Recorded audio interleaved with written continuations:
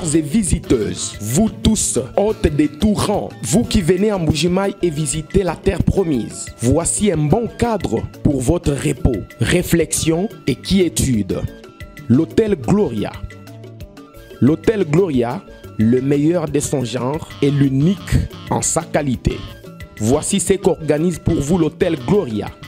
Hébergement avec 3 types de chambres, à savoir chambre simple, monobloc, appartement. En plus du logement, vous avez droit au transport des clients assuré depuis l'aéroport jusqu'à l'hôtel, le déjeuner, la connexion internet gratuite et fluide, une baignade à la piscine assainie. L'hôtel Gloria organise un service de restauration de qualité très rapide et méticuleux sur plusieurs points de vente que voici. À la terrasse VIP, au salon VIP et au restaurant avec des cordons bleus ou cuisiniers experts en cuisine de toutes les nationalités sur terre. L'hôtel Gloria organise également pour vous un service de blanchisserie avec son pressing ultra moderne qui répond aux exigences de nos aimables clients. L'hôtel Gloria organise pour vous un service de location des véhicules à un prix défiant toute concurrence. Une salle de spectacle pour toutes vos réunions et fêtes de mariage. Passer un séjour à l'hôtel Gloria, c'est se donner la chance de vivre très longtemps sur Terre car les meilleures conditions de vie contribuent à la longue durée de vie sur Terre. L'hôtel Gloria est situé au numéro 71, quartier Kachala-Bonzola, dans la commune minière de la Kanchi. L'hôtel Gloria vous offre une occasion de vous amuser et vous détendre dans une boîte de nuit incomparable pour ceux qui veulent danser et se défouler. L'hôtel Gloria, c'est le meilleur de sa série. L'hôtel Gloria, c'est l'avant-goût du paradis. Nous sommes très heureux de vous retrouver encore en ce jour dans le cadre de votre émission Espace Femmes sur CES-TV. Madame, Monsieur, bonjour. Le mois de mars touche à sa fin, le mois dédié à la femme. Ainsi, nous avons l'honneur de recevoir aujourd'hui les dames de la presse, Maman Bapandi Sango, il y a République démocratique du Congo, qui vont nous parler sur l'utilisation du numérique dans leur travail à l'heure du Covid. Et c'est là, nous allons faire un lien avec le thème choisi cette année, en marge de la célébration de cette journée de mois de mars, mois dédié à la femme. Sur ce, nous avons ainsi l'honneur de vous présenter Madame Feza Mika. Elle est journaliste et présentatrice de l'émission de femmes sur B1 Télévision et présentatrice du journal télévisé sur cette chaîne qui émet depuis la République démocratique du Congo. Avec elle, nous allons, avec d'autres consoeurs, nous allons parler un peu de l'utilisation du numérique dans le média congolais. Et puis nous avons Madame Barnabette Moulumba, journaliste à la RTCE. C'est une télévision catholique au Congo et elle est actuellement Creative Media, donc elle poursuit ses études de la communication là-bas. Et puis nous avons Madame Gisèle Etoko, journaliste à Canal Congo Télévision, Radio Liberté Kinshasa. Elle va intervenir aussi à partir de Kinshasa. Et puis enfin Madame Flore Mieke, ancienne journaliste à Kin 24, une chaîne de télévision de la République démocratique du Congo, mais elle va intervenir depuis la Flandre, ici en Belgique. Voilà, c'est avec ce thème sur l'utilisation du numérique que nous allons discuter, partager avec les dames de médias. Alors je vous dis déjà bonjour mesdames et bienvenue à cette édition. Pas à cette édition, mais à cette émission. Bonjour. Voilà, je vais déjà poser la toute première question qui me vient comme ça en tête. Mesdames, quelles sont les motivations qui vous ont poussé à faire le journalisme?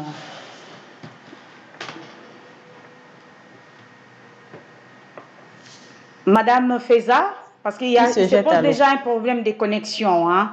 Ça, j'informe déjà nos téléspectateurs, il y a un petit souci de connexion. Ok. Alors, la personne qui sera bien connectée peut déjà répondre à la question. Là, je vois Madame Feza. Je ne sais pas si vous me voyez, Madame Feza, vous m'écoutez aussi? Je vous entends très bien, mais je ne vous vois pas. Oh là là, dommage. Mais comme vous m'écoutez, moi je vous vois. Qu'est-ce qui vous a motivé à faire du journalisme?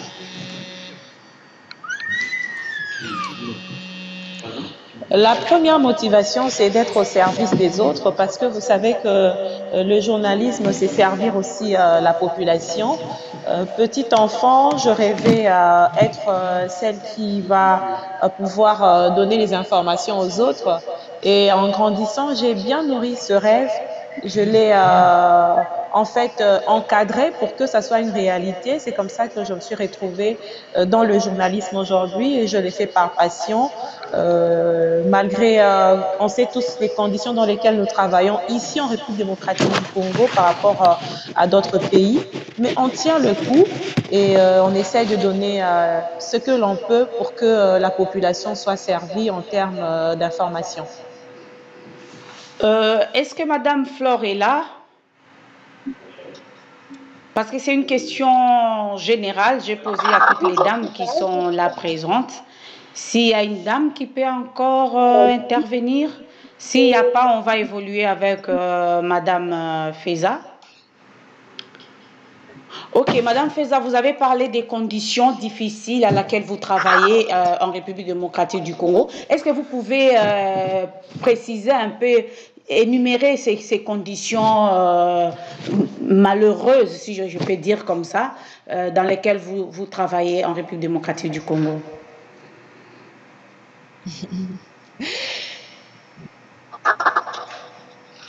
En tout cas, pour moi, la plus grande difficulté depuis que j'ai commencé à travailler, c'est l'accès à l'information.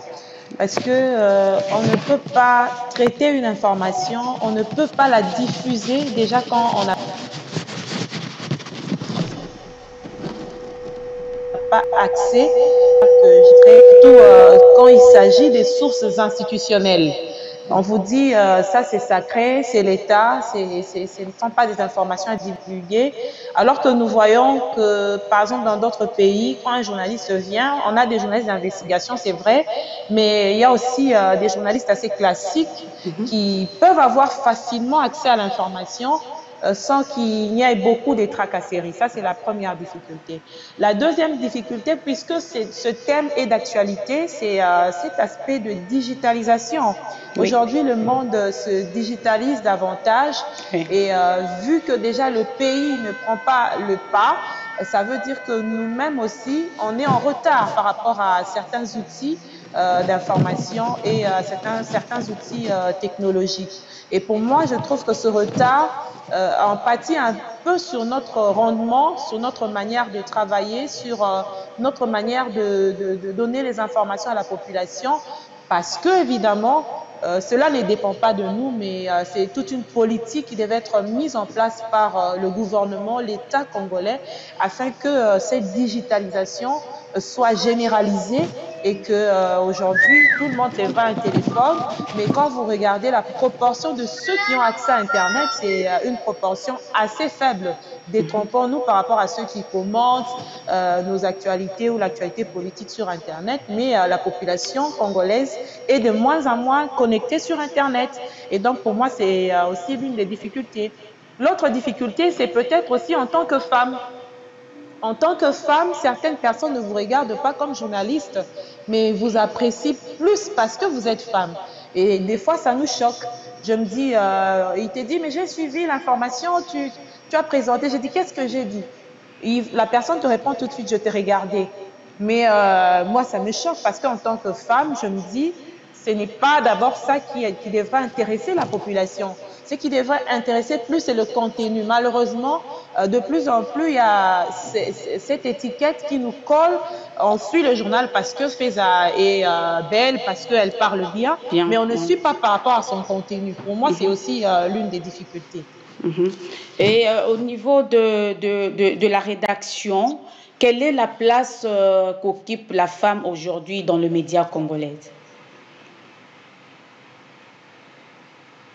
On sait tous que les médias congolais se sont féminisés depuis plusieurs années. Hein. Ouais. Aujourd'hui, on va dire que s'il y a des journalistes qui ont rêvé de devenir ce que nous sommes, c'est parce qu'à une époque, on a vu des femmes qui nous ont inspirés.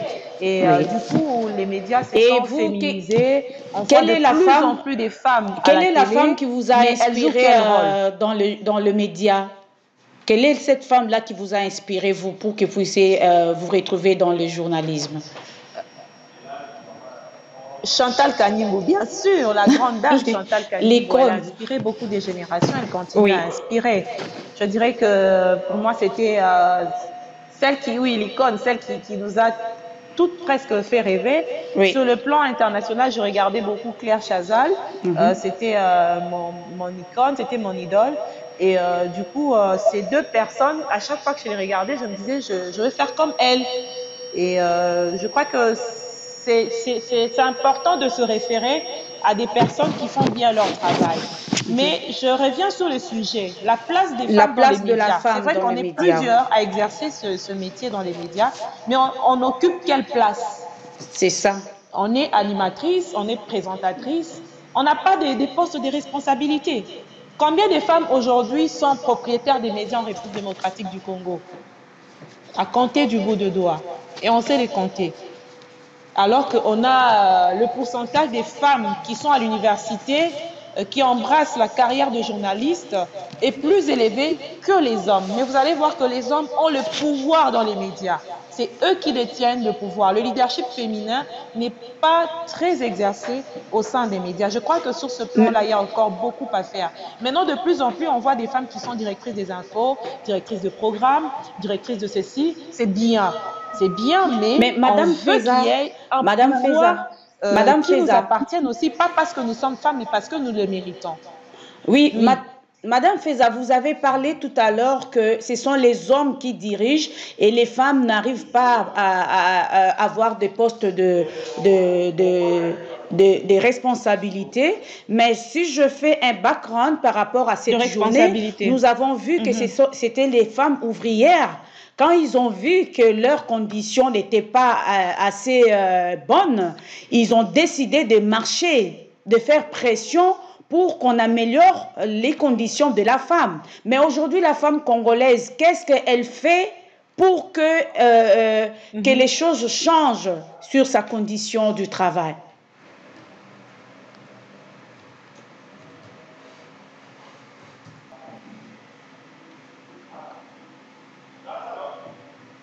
Allô? Oui, vous Allô? m'entendez? Moi, je vous entends. Oui, je disais, vous avez parlé Je tantôt vous que... entends. Vous m'entendez? Oui, là maintenant je vous entends. Vous avez compris ma question? Qu'est-ce que la femme congolaise, qu'est-ce que la femme de médias fait pour changer les Oui, choses? Parce que aujourd'hui, nous célébrons la journée de droit de la femme, parce qu'il y a eu de femmes qui se sont levées pour dire non aux conditions qui n'étaient pas, qui ne respectaient pas des normes. Ils se sont levés pour dire non. Mais aujourd'hui, les femmes des médias, vous vous plaignez, mais qu'est-ce que vous faites pour que les choses changent?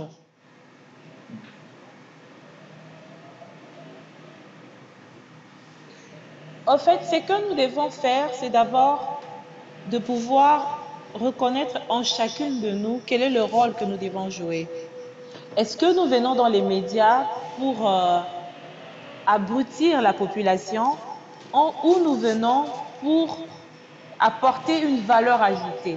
C'est la première question que nous devons nous poser. Parce qu'il y a des gens qui viennent dans les médias, des femmes, excusez-moi de le dire, sans ambition saine, entre guillemets. Parce que quelqu'un peut venir et se dire, aujourd'hui, j'ai vu Madame Odia, elle roule carrosse, elle parle bien, moi aussi je vais devenir comme elle. Sans savoir le parcours par lequel vous êtes passé. Chacune de nous devrait jouer son rôle, le rôle d'éduquer à travers les médias. En tant que femme, on sait que l'environnement congolais parfois rabaisse la femme, ne lui permet pas de s'exprimer, ne lui permet pas de se mettre au service des autres par rapport à ses atouts. Et nous, en tant que femmes, nous devons utiliser les canaux que nous avons, c'est-à-dire tous les canaux de diffusion, pour pouvoir passer des messages de sensibilisation et aller vers ces femmes qui n'ont pas l'information sur leurs droits. C'est très important. Parfois, on se limite à parler à la télévision. Peut-être que la femme qui nous suit, aujourd'hui, vous et moi, on est sur Internet, mais une femme qui se retrouve à Kimwenza, elle n'a pas accès à Internet. Et maintenant, au niveau, comme nous parlons déjà de... Je crois que les rôles de médias...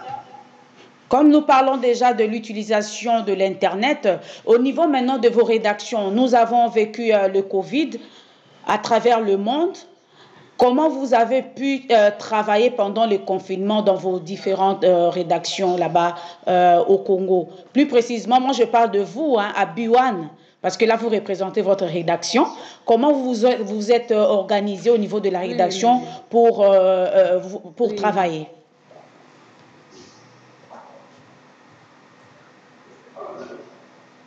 C'est vrai qu'avant déjà, le coronavirus, le monde avait tendance à changer. On était déjà dans un système, dans un processus de digitalisation. Mais le coronavirus est venu nous démontrer qu'il fallait s'y mettre, absolument s'adapter. Exact. Oui, on n'avait pas de choix. Pendant le confinement, par exemple, on avait un service minimum. Un service minimum où on n'avait que les présentateurs avec 2 monteurs, peut-être un caméraman, qui était en permanence ici, mais le reste se faisait par téléphone. C'est-à-dire dans un quartier, tu as ton téléphone, tu peux prendre des images et les envoyer par téléphone, faire la voix par téléphone, envoyer le reportage, monter ici au niveau de la rédaction, parce que nous, c'est la télé, c'est un peu plus compliqué. Oui. On envoyait tout au niveau de la centrale afin de pouvoir constituer un journal. À un certain moment, on n'avait pas le choix, il fallait aller sur le terrain. En tout cas, on a eu des journalistes très braves et très courageux qui ont bravé le coronavirus pour aller sur le terrain. Et vous savez qu'il y avait un certain scepticisme du côté de la population qui n'acceptait pas encore que la maladie était réelle au début. Et il fallait affronter tout ça et sensibiliser aussi en même temps. Donc, on était à cheval entre cette numérisation et le côté classique, parce qu'il fallait s'adapter à ces 2 modes de vie dans lesquels nous nous retrouvons encore aujourd'hui. Merci beaucoup, Madame Feza. Je vais essayer de voir si les autres invités peuvent intervenir. Je sais qu'ils sont butés par un problème de connexion.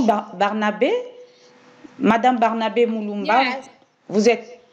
Oui. Yes. Ah, enfin, yes. Madame Barnabé est là. Vous intervenez à partir de Londres. Donc, je disais, vous étiez journaliste à la RTCE, une de télévision de l'Église catholique en République démocratique du Congo. C'est ça, hein? Et aujourd'hui, vous êtes journaliste à Creative Media. C'est ça? Yes. Mais comment vous avez vécu le coronavirus là-bas? Comment vous faites pour travailler? Comment vous avez fait pour travailler pendant le coronavirus? Est-ce que vous avez accès à l'Internet? Je sais que vous êtes à Londres, mais dites-nous un peu comment vous avez pu vous organiser pour travailler. Ok, merci beaucoup, Madame Lydia, pour cette opportunité que vous m'avez donnée de m'exprimer encore devant beaucoup de téléspectateurs et internautes. Je vous en remercie beaucoup. Au Congo, j'étais journaliste à la radio catholique. Aujourd'hui, je suis à Londres. Je travaille comme je suis encore étudiante dans le Creative Media. Ici, on travaille avec le Microsoft Pro, Adobe Premium, avec tous les softwares possibles de Adobe Cloud. On travaille avec le Microsoft Pro, les Photoshop, ce sont les applications qui nous aident à faire les éditions. Tu vois, je travaille beaucoup en anglais. Je commence à faire oui, je comprends. On fait les éditions de photos, les Adobe Premium. On travaille comme ça dans la création pour mettre beaucoup plus les images attrayantes pour attirer le monde. Concernant le moment de COVID, c'est- COVID, ce n'était pas le moment facile, mais seulement comme on est dans une nation qui est développée, on travaillait à la maison. On faisait les cours online. Le média nous a facilité d'apprendre online et tout se passe très bien. C'est comme si vous étiez à l'école, mais à partir de la maison, on a appris beaucoup de choses au moment de COVID. Concernant le sujet actuel dont nous parlons, l'outil numérique, j'aimerais d'abord parler de l'outil numérique. Je parle parmi les outils numériques, nous avons l'ordinateur, le portable, tablette et la caméra. Ce sont des choses qui n'étaient pas très faciles au Congo, contrairement à ici. Avoir l'outil numérique n'était pas facile dans nos médias respectifs, chose qui rendait l'information, la circulation de l'information beaucoup plus difficile. L'accès à l'information, comme a dit la consoeur, était très difficile au Congo par rapport aux moyens techniques qu'on a ici en Grande-Bretagne. Chose qui fait qu'aujourd'hui, au thème de la journée de la femme de cette année, le numérique, l'usage du numérique pour la femme et pour la femme congolaise. Vous savez, dans notre société, la société congolaise, faire du média comme une compétence dans la société, ce n'est pas une chose très bonne parce qu'il y a beaucoup de risques dans ça. Il y a le risque parce que quand vous faites de l'outil médiatique comme une clé pour une société, cela implique la société telle que la nôtre, la société qui ne dispose pas beaucoup de compétences médiatiques adéquates. C'est des choses qui font que le média, le monde du média et les acteurs du média s'exposent à des risques très à des risques très néfastes pour leur vie. Vous voyez maintenant aujourd'hui dans le média, la femme, toute le veulent s'exposer dans l'outil numérique, par exemple les téléphones. Avec les téléphones, la circulation de l'information est très facile et chose qui fait que tout le monde pense que aller dans le média est une chose beaucoup très facile parce qu'on a la facilité d'atteindre le monde facilement et les gens y vont sans vision, les gens y vont sans avoir une compétence adéquate. C'est des choses qui créent maintenant le dégât dans notre société. Vous verrez Oui, là, vous madame. êtes sur YouTube.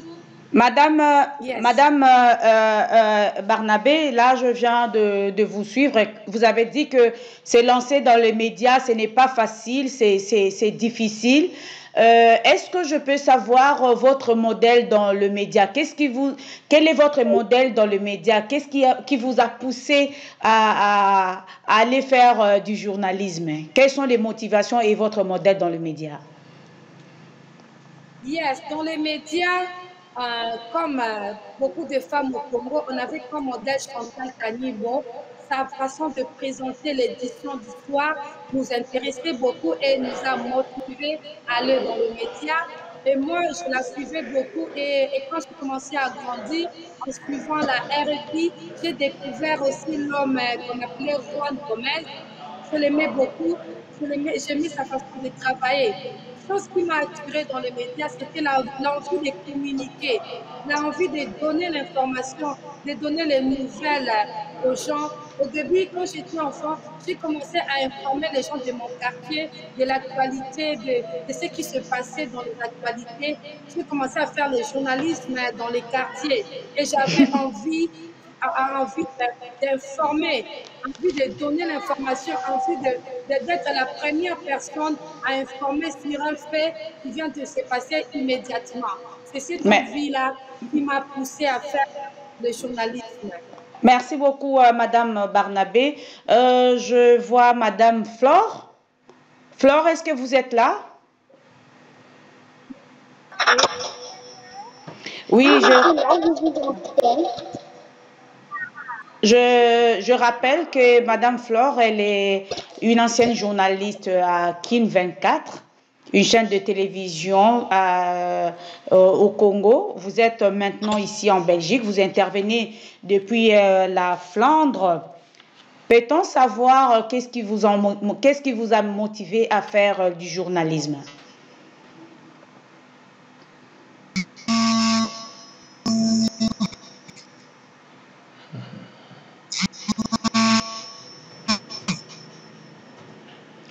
Il se pose un problème avec Madame Flore. Je vais revenir avec Madame Feza. Feza, J'ai compris votre question. Je pense que vous pouvez poser la question à une autre invitée. Le temps pour moi de comprendre ce qui se passe et pouvoir réagir. je n'ai pas compris. Feza, Oui, allô? oui, Allô, Madame Odia, vous m'entendez? oui. Oui, Je disais les motivations. Quelles vous sont les pouvez reposer motivations votre qui vous question. ont poussé? J'avais un petit avec mon téléphone. Oui.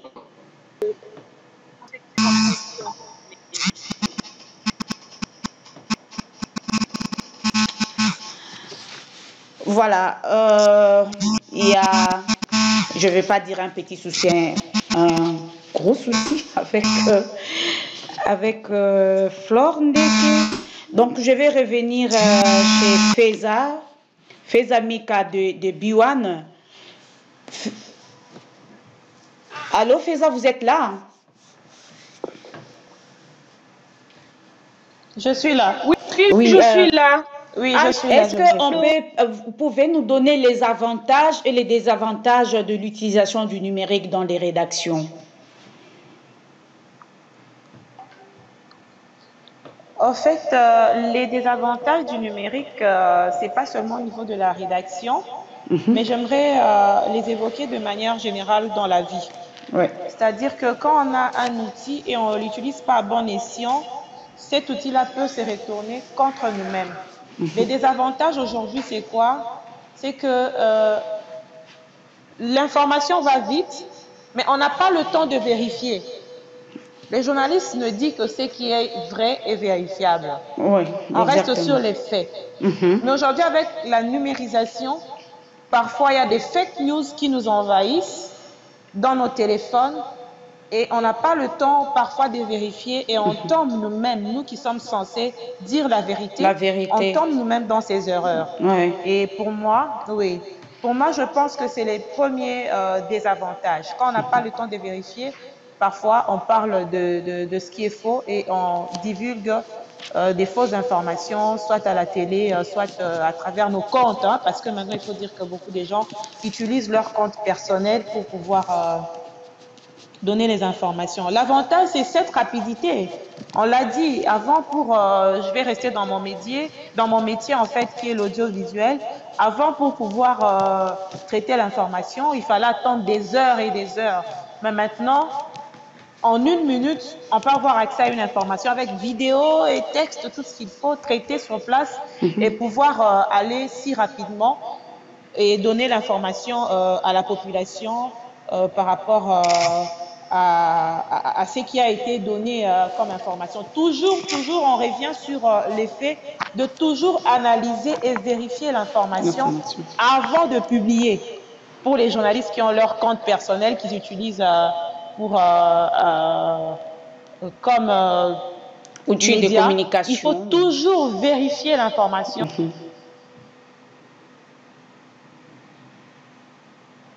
L'analyser. Je crois qu'on a des avantages, ça va plus rapidement aujourd'hui, mais en même temps aussi, on est buté à ce problème-là de vérification, de traitement de l'information. Les traitements, surtout les traitements. De plus en plus, on a des journalistes qui se font passer pour des journalistes alors qu'ils ne sont pas journalistes, seulement parce qu'ils ont accès au numérique. Il a un téléphone, il s'est publié sur YouTube et demain on l'appelle journaliste. C'est pas ça être journaliste. Le Oui, journaliste, on a c'est celui qui collecte, qui traite et qui diffuse. Oui, mais on a toujours tendance de dire qu'il y a un conflit entre les influenceuses et les journalistes au niveau de médias. D'où viennent ces conflits-là, surtout au niveau des femmes de médias et les influenceuses?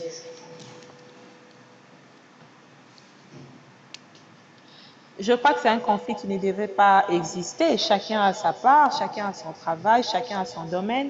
Être influenceuse n'est pas être journaliste, c'est vraiment très différent.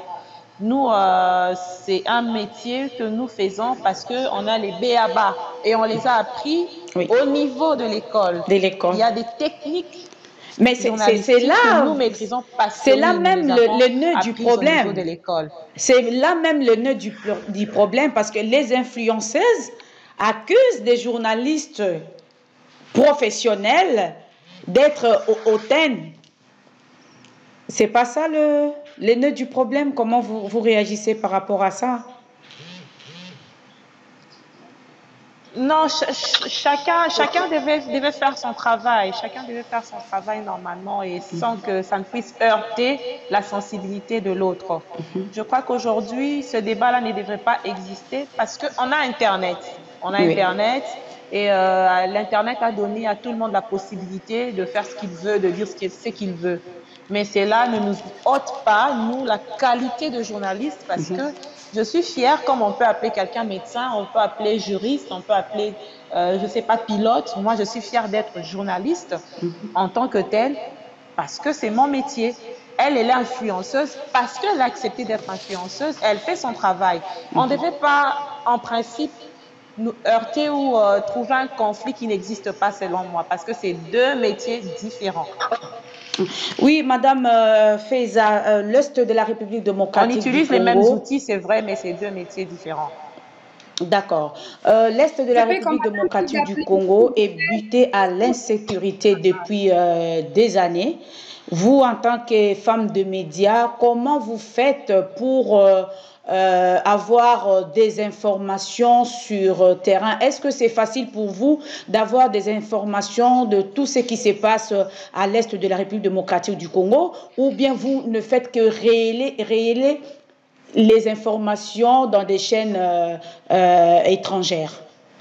Est-ce que vous avez l'accès facile pour les infos de l'insécurité à l'Est du Congo? Non, on n'a pas... Maman sociale, sponsor officiel.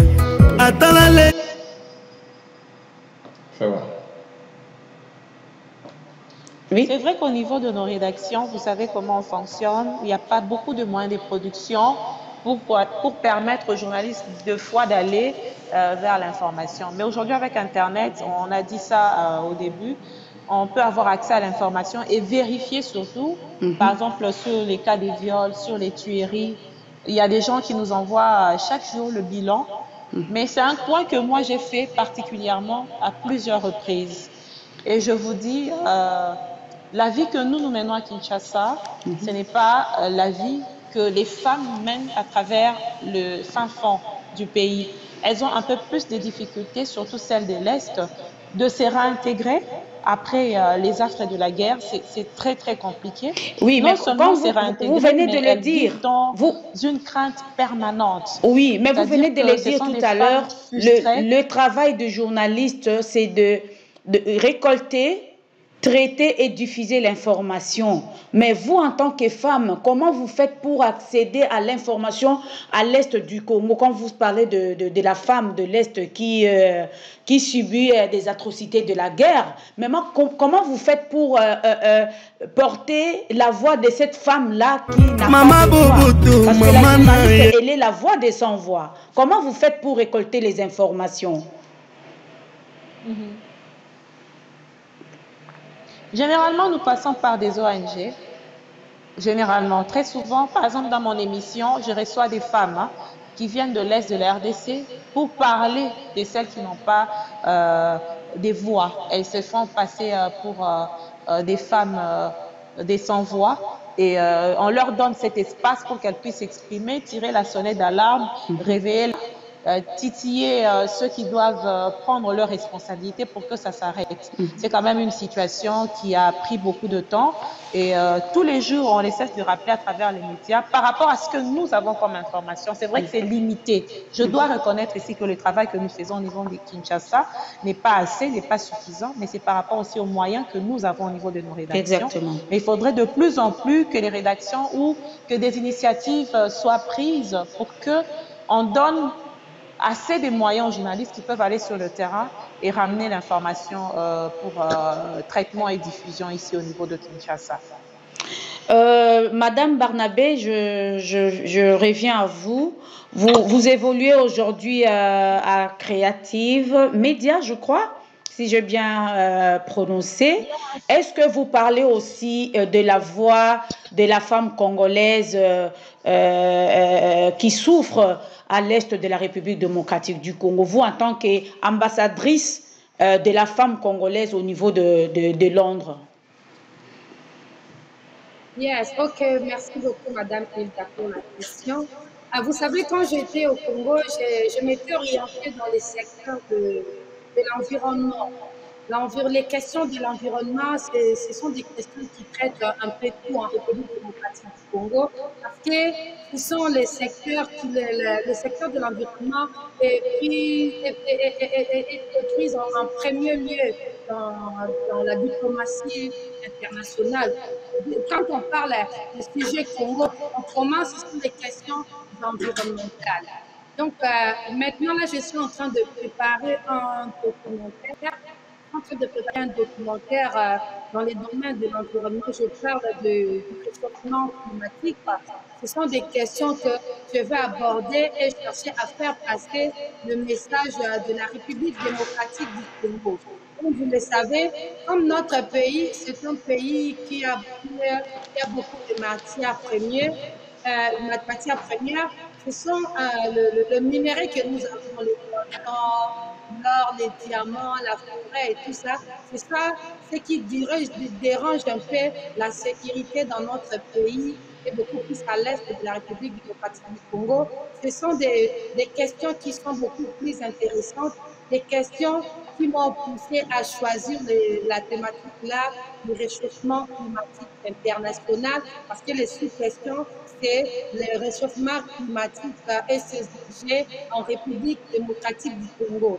C'est le sujet que je suis en train de travailler actuellement pour faire passer le message des atrocités que le peuple congolais est en train de vivre partout dans le pays à cause des minéraux et à cause de la situation environnementale dans le monde.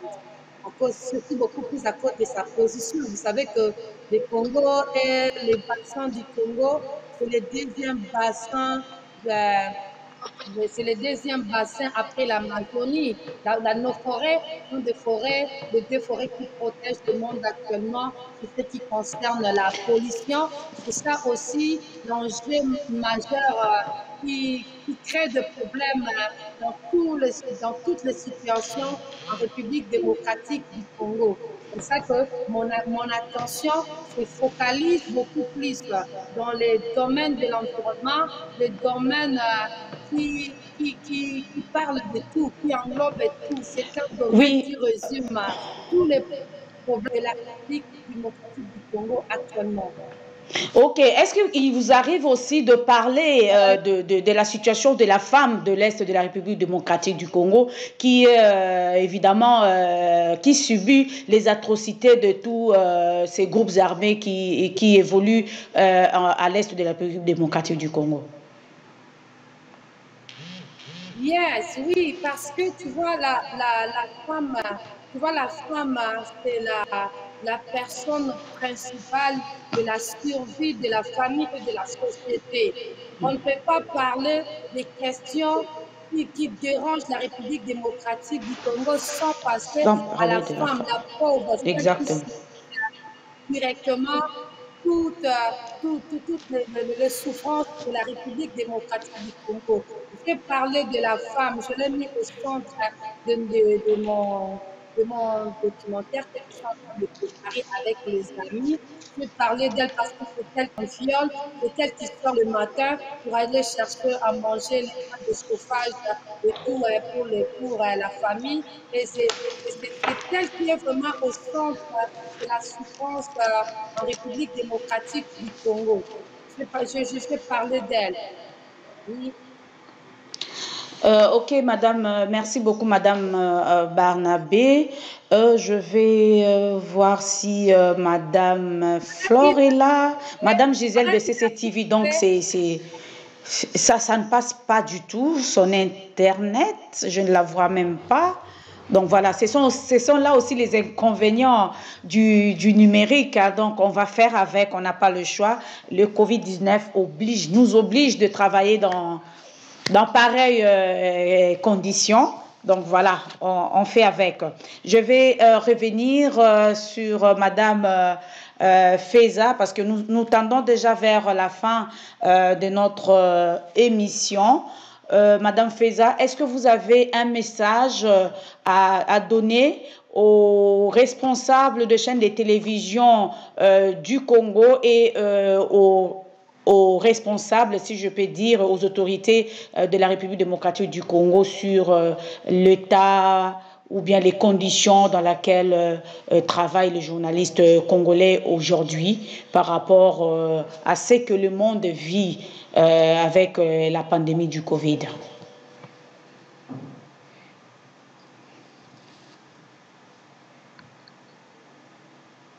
Je crois que...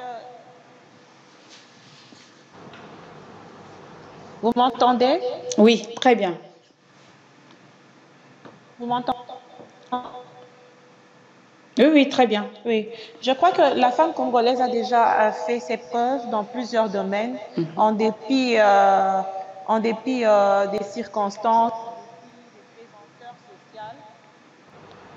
en dépit des pesanteurs sociales dans lesquelles elle est parfois butée à évoluer. Mais ce que j'aimerais dire, c'est que nous devons lutter contre les stéréotypes du genre, liés au genre dans tous les domaines, hein, que ce soit déjà au niveau de la famille, que la femme prenne ses responsabilités, qu'elle éduque bien ses enfants, et aussi au niveau de l'État. C'est vrai que l'arsenal juridique nous garantit cette parité qui existe déjà, mais il ne faudrait pas que ça soit seulement des textes, il faudrait que ça soit mis en application sur base des compétences, j'insiste. Exactement. Il faudrait encourager les femmes à s'approprier du numérique, sur tous les plans, pas seulement les femmes des médias. Il y a la femme qui fait les chants, par exemple. Quand elle a déjà ses produits qui doivent être écoulés, elle peut envoyer des photos à ses clients et qui achètent. Le lendemain, elle reprend avec la même activité parce que Covid-19 oblige. Oui. Il faudrait aujourd'hui que la femme des médias puisse se mettre à jour par rapport aux outils numériques. Parce qu'il faut dire que tous les jours, aujourd'hui, par exemple, on a tenu une émission en ligne. Vous êtes en Belgique, Madame Barnabé est à Londres, Flore aussi, je ne sais pas, elle est en Belgique. Moi, je suis à Kinshasa. Nous avons d'autres oratrices qui sont dans d'autres pays. Ça veut dire que la technologie évolue. Et pour que nous puissions être compétitifs sur le marché, il faudrait nous mettre à jour. Il y a des auto-formations qui se font sur Internet. Oui. Il faudrait s'intéresser à cela, même si on ne met pas à votre disposition forcément une formation de manière assez formelle, mais il faudrait développer cette curiosité digitale pour apprendre et se mettre à jour, pour que demain, on n'ait pas de raisons. Quand il faudra prendre une femme, on dit, mais elle ne sait pas filmer, elle ne sait pas monter, elle ne sait pas envoyer les éléments par Internet. On préfère avoir un homme qui est JRI, parce qu'il a peut-être son téléphone qui sait utiliser à bon escient. Donc, je crois que nous devons bannir toutes ces raisons assez négatives qui ne nous permettent pas de bien nous exprimer dans ce que nous faisons. Parce qu'aujourd'hui, il faut dire que le numérique est un levier intéressant pour favoriser l'autonomisation de la femme et leur accès à des postes de responsabilité.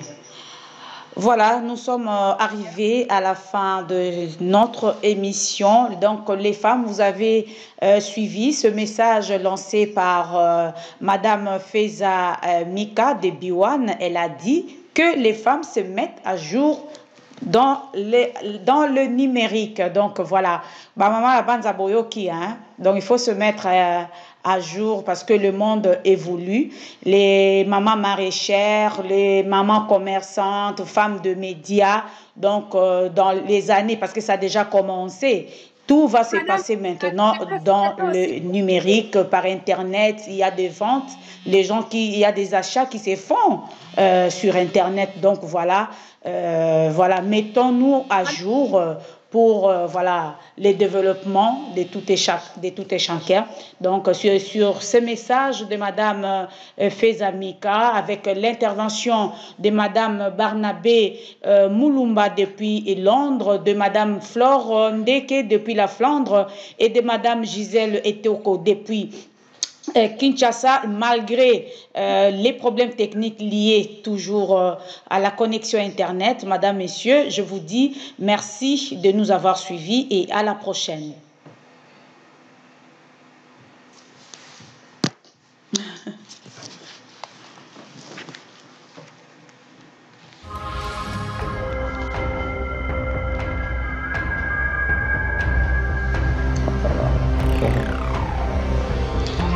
Il y a